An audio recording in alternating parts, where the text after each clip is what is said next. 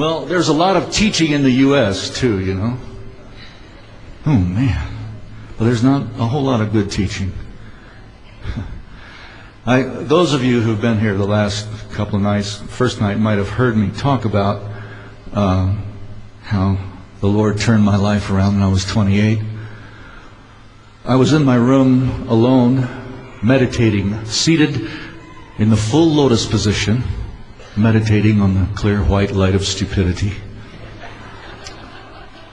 And God chose that moment to speak to me, well, partly because I was being quiet enough to hear Him, I think, but He didn't say what I would have expected Him to say. I was raised to expect God, if He spoke to me, at least in the condition I was in then, to say, "You scumbag, you're going to burn if you don't change your ways right now." But what He actually said was, "Don, I love you.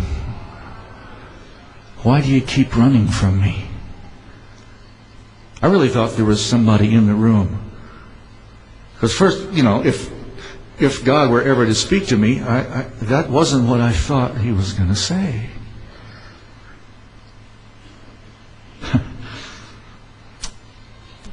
And then I went to church.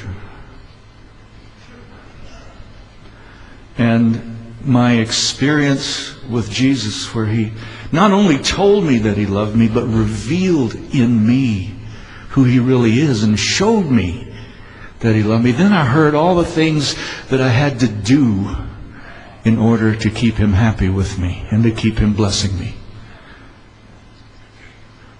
Oh, God will still love you, but He just won't fellowship with you if you don't do it. Yeah.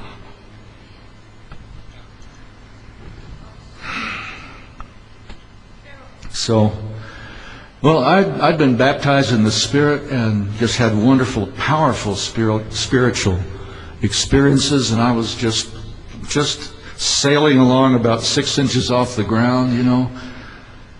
And then I sinned. Not that I hadn't sinned all this other time. I just did something I knew was wrong. And I thought, oh no. Oh no. And this is the song that came out of it.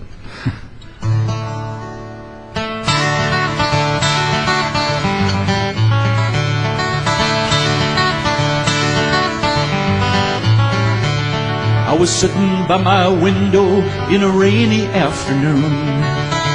Everything inside my head was playing out of tune. I was thinking of the fool I'd made of me the night before. In front of God and everyone I'd sinned and sinned some more. I thought of all the things I'd done and winced at things I'd said. I wallowed in self-pity, hung my worried head. And right when I was so far down that even up looked wrong, that's when Jesus gave to me the chorus of this song. He said, Satan the accuser has been whispering in your ear. You just tell him you're forgiven. He's got no business here.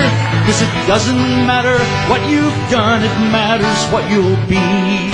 There is no condemnation when the Son has set you free.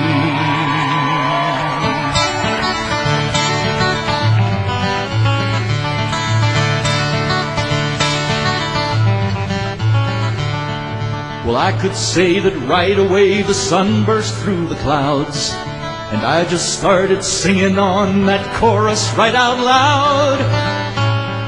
But actually, I moped around and blew another day before I let myself accept the words I'd heard Him say.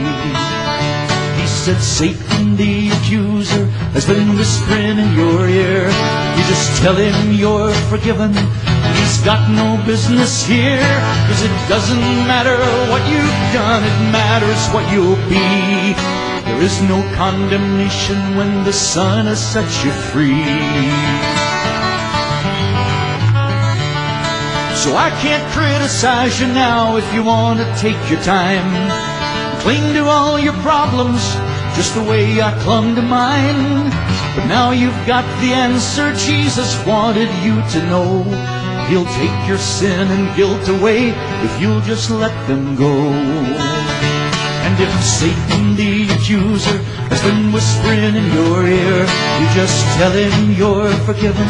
He's got no business here, 'cause it doesn't matter what you've done, it matters what you'll be.